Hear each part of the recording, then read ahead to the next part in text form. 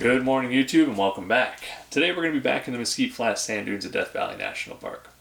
However, instead of those high contrast, buttery smooth shots that we reviewed last week, we're going to be shooting in the middle of the sandstorm. We had 60-mile-an-hour winds, and the sand blowing through the dunes completely changed the landscape. Before we jump into the images, I wanted to quickly discuss a few things that I learned on this trip. I know I started this video last week the same way. I make a lot of mistakes. Every day is a school day. If you're going to be shooting in similar conditions, maybe these tips will help you from screwing up the same thing. So first of all, bring a lens hood. This is elementary. You're going to see me trying to block the sun from my lens like an idiot. And not to mention, I'm not doing anything to protect my front element from the sand blowing in the wind. So remember your lens hood. Second, be careful with your autofocus. So not only was my camera constantly hunting for focus, I had several times where my autofocus locked on, only to later find out that it actually was focusing on the blowing sand between my lens and my intended focus point. So I'd recommend the following workflow. Compose through your viewfinder, and this makes it easier to see your subject and correct critical composition details, and we'll discuss composition later.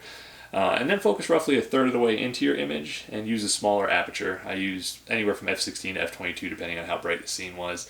Take your test shot, use the live view to validate sharpness by zooming into the captured image, and then lock and continue to shoot until you change compositions.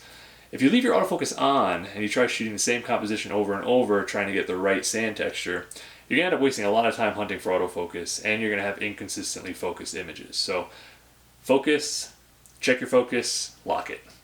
Third, and this is a big one, be careful with your highlights. I shoot with a 5DSR, which is notoriously poor in low light.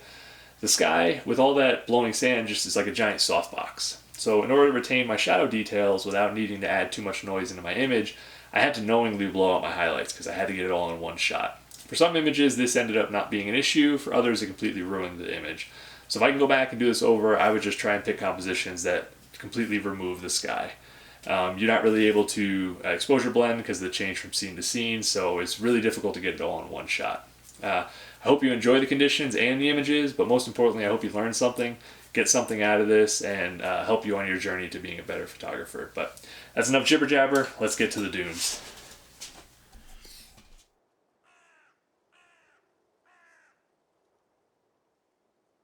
A few moments later.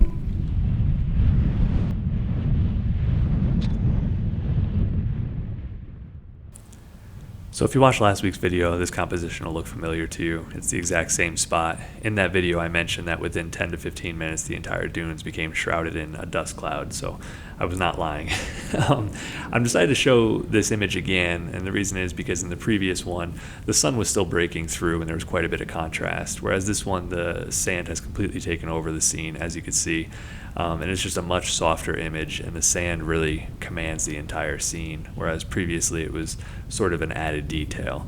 I'm curious which you prefer, this one or last week's, and then additionally, I think I actually prefer the black and white because the separation in the sand between the blowing sand and the dunes I think is much stronger in the black and white, and I think the added contrast really adds to the image. But let me know what you think in the comments.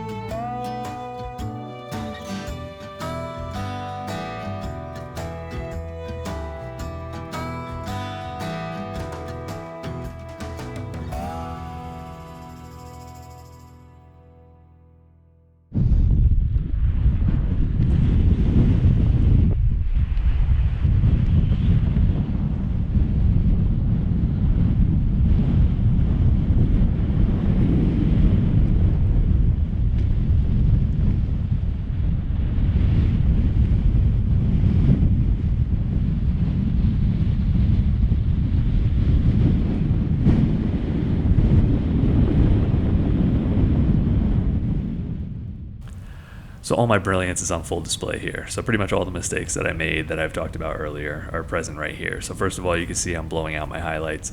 I knew I couldn't exposure blend because of the whipping sand. It was going to be a nightmare. And I didn't want to go any darker on my foreground because the Canon 5 DSR, which is what I shoot with, is not great for low noise. And I was already at ISO 640, so I felt like if I had to bring up the shadows anymore, I was going to have issues with noise. And when you add that to the sand blowing around, it's already a very grungy, sandy image. I didn't want to add a bunch of noise to that. So I knew I was going to lose my highlights. Second, my focus here, I was trying to focus on the ridge about a third of the way in, stopped down to f22, and unfortunately it was focusing on the sand blowing off that ridge, which was a little closer. It ended up being okay, but the focus was just a little shallower than I wanted. And then finally, of course, you see me blocking my lens like an idiot instead of using a lens hood, so don't do that.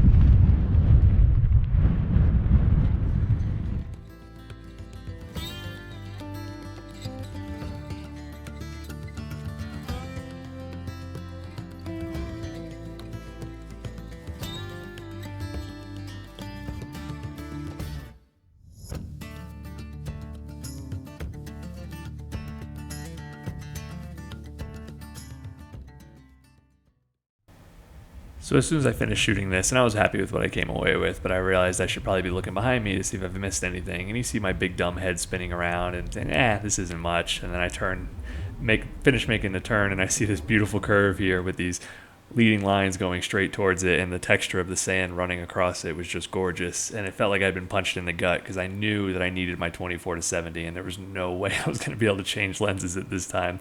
So I ended up doing 70 millimeters. I stitched 3 images as a 16 by 9. And the image is okay. It's just not anywhere near as good as it could have been. I mean, when you look at this playback here, it's like I'm getting punched all over again. It's just so beautiful. But you always got to keep your head on a swivel because the light changes so fast, and something you walked by that might not have caught your eye before can change drastically as the light changes. So always make sure you're looking behind you to make sure you haven't missed anything. In this case, I think the image of the trip would have been if I could have gotten down to about 35 millimeters and shot in the pano from the left of the previous image you saw all the way to the right of the image you're about to see. Would have been an incredible image, but unfortunately at 70 millimeters I would have just been shooting an 8x1 pano at that point, so it just wouldn't have worked out.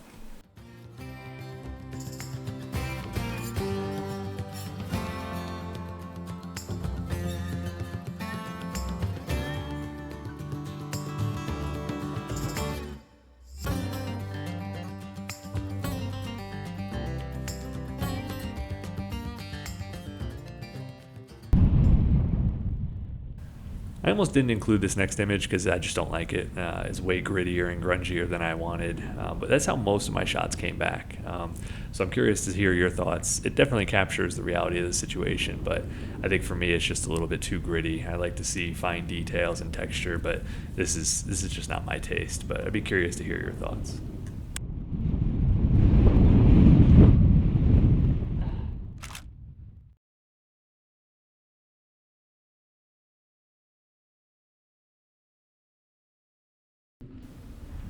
So you'll notice that most of these images I converted to black and white. What I noticed when I got into post is that the images end up being monochrome one way or the other. Either they're yellow and white or orange and white.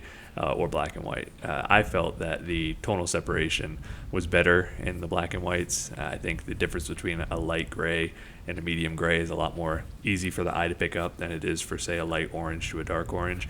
But these two images you'll see side by side, and you let me know in the comments whether you prefer the color version or the black and white version.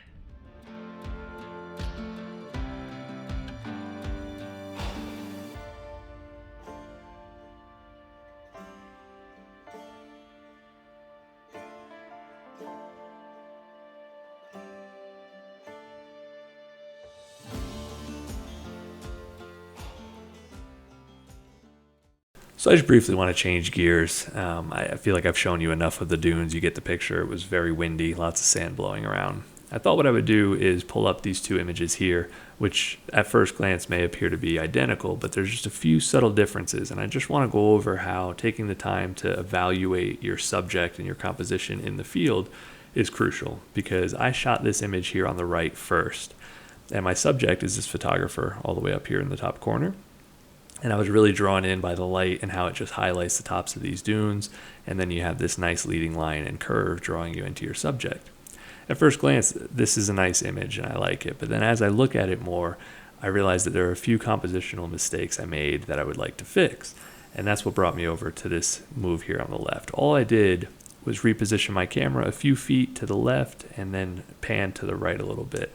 So just to quickly review what I don't like about this composition is our leading line here starts in the middle, it brings right, and then it has sort of an abrupt curve, bringing you all the way to the right edge of the frame, bringing you back left, where you have quite a bit of room over here, and this area commands quite a bit of attention, and then eventually it leads you over to your subject. I felt like this was very crammed on the right side, and I felt like this straight line to the curve was a little bit abrupt, almost pulling me out of the frame rather than drawing me to my subject. Here, we start on the bottom left, we have a much more gradual curve, and then you can see we're about 2 magnifying glasses from the edge, and then the left side we're also about 2 magnifying glasses from the edge. So not only is it more gradual, but it's much more balanced. And I always evaluate my image on whether the composition works, is where does my eye start, where does it end, and what catches me up in between? Are the things that catch me up in between distractions, or do they add to the image? So on the right side here, we're starting at the bottom, and then I start moving my way up. I feel crammed here. I get a little bit distracted by how close we are to the edge. And then as I get to the left, I start to notice this area here, and my eye wanders here, which is a distraction. And then ultimately I end up at the subject on the top right. Here, I'm starting on the bottom left. My eye continues along the ridge till I get all the way to my subject. And there's really nothing in between that distracts me. There are things that I notice, like the blowing sand off of the edge and the warm light, but nothing that catches me up and distracts me from ultimately getting to the subject. So just those 2 very minor tweaks of just moving slightly to the left and changing the position of the camera make a huge difference in the overall cohesiveness of the image. All right, well, if you made it this far, thank you so much for watching. The next few videos are already planned. We'll be reviewing images from my recent trip to the White Sands National Park. Yes, more sand dunes. We will also do 4x5 black and white film review and some prints in the darkroom with those 4x5 negatives. Additionally, I have a video coming up where we're going to use a slider and a telephoto lens to make ultra high resolution composited images of mud textures in Death Valley. So that's a pretty cool one. It's something different, and I was really happy with the results. So hopefully I'll see you on those future videos, and until then, get out there and make some images.